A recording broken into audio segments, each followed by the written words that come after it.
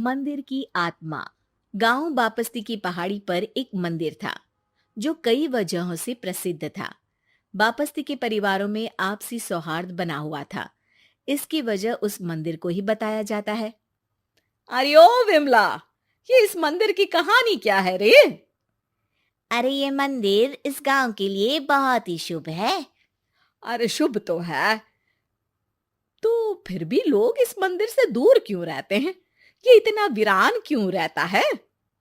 अरे बड़े बुजुर्ग कहते हैं कि मंदिर में आत्माओं का राज है जो लोगों की मदद करते हैं, लेकिन मंदिर से सभी को दूर भी रखते हैं। और ये कैसी आत्माएं हैं जो लोगों की मदद भी करते हैं और लोगों को मंदिर से दूर भी रखते हैं? अरे यही चलता आया है यहाँ पर, इसीलिए कोई कुछ बोलता नहीं। क्योंकि जिसके घर में कोई भी परेशानी होती है तो बताते हैं कि इस मंदिर से उन्हें मदद मिलती है। अरे वाह, ये तो अच्छी बात है। तभी इस गांव में इतनी खुशहाली दिखती है।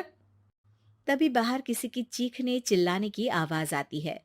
दोनों बाहर निकलती हैं तो देखती हैं कि गांव के एक बुजुर्ग रो रहे हैं क्योंकि शहर से उन्हें कोई बुरी खबर मिली है। अरे क्या हुआ चच्चा, रो क्यों रहे हो आप? हाँ चाचा, बताओ ना, हुआ क्या? अरे क्या बताऊं बेटे। मेरा बेटा शहर गया हुआ था कमाने, लेकिन आज खबर मिली है कि उसका एक्सीडेंट हो गया। वो अस्पताल में भर्ती है। अरे तो इसमें परेशान होने की क्या बात है चाचा। जाओ शहर और बेटे का इलाज करवाओ। हाँ चाचा, विमला सही कह रही है। आप शहर जाओ और इलाज करवाओ। अरे कैसे इलाज करवाऊं, अभी पैसे नहीं है और शहर के अस्पतालों में इलाज का खर्चा लाखों में आता है। अरे चाचा, भगवान पर भरोसा रखो, कहीं ना कहीं से मदद जरूर मिल जाएगी। बस आज का दिन कैसे भी काट लो। अरे अब तो बेटा थोड़ा समय काटना भी मुश्किल होता जा रहा है। देख कमला, तू ही समझा चाचा को।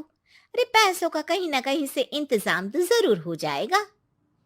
अरे चच्चा, जब विमला कह रही है तो थोड़ा उस पर भी भरोसा रखो। चलो आपको घर छोड़कर आ जाती हूँ। उसके बाद कमला उन बुजुर्ग को लेकर चली जाती है और विमला मंदिर की ओर चली जाती है। विमला मंदिर की सीढ़ियों पर चढ़ते हुए दूर से नजर आती है। उसके बाद वो आंखों से ओझल हो जाती है। उसी रात उस बुजुर्ग के घर के बाहर एक थैला रखा हुआ मिला। बुजुर्ग उस थैले को देखते ही चौंक पड़ा क्योंकि उसमें 5 लाख रुपए रखे हुए थे। वो बुजुर्ग सुबह दौड़ा दौड़ा गांव के दूसरे बुजुर्गों के पास गया।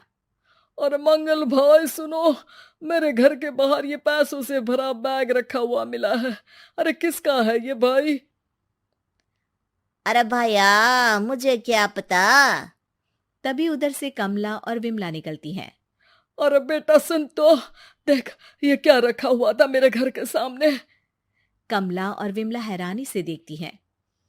अरे वाह, देख विमला, तूने कहा था ना कोई मदद जरूर करेगा। अरे भगवान सबकी मदद करते हैं। ये पैसों की मदद भी भगवान ने ही भेजी है। और क्या। अब चच्चा सोच क्या रहे हो, शहर जाओ और बेटे का इलाज करवाओ। ठीक है बेटियों, जो तुम कहो। चलो निकलता हूँ शहर बेटे का इलाज करवाने के लिए। अरे विमला, एक बात तो बता, ये इन्हें मिले तो कैसे मिले पैसे? अरे मैं ना कहती थी कि ये मंदिर सबकी मुसीबतों में मदद भेजता है। अरे वाकई बड़ी पुण्य आत्मा है मंदिर में। सो तो है, लेकिन उनके बारे में लोगों को कम ही पता है। अच्छा, और तुम्हें क्या पता है? अ, जितना पता था वो तो बता दिया। ना रे ना, मैं नहीं मानती। तू कुछ तो छिपा रही है। अरे कुछ ना छिपा रही, जो पता था वो बता दिया। मंदिर से लोगों को मदद मिलती है, बस इतना ही पता है। ठीक है बाबा, अब नहीं पूछूंगी। इसके बाद उसी रात कमला चुपचाप अपने कमरे से निकलती है और मंदिर की ओर चल पड़ती है। कमला धीरे धीरे मंदिर के दरवाजे पर पहुंचती है। अंदर से हल्की हल्की रोशनी आ रही थी। इसके बाद जो वो देखती है वो हैरान रह जाती है।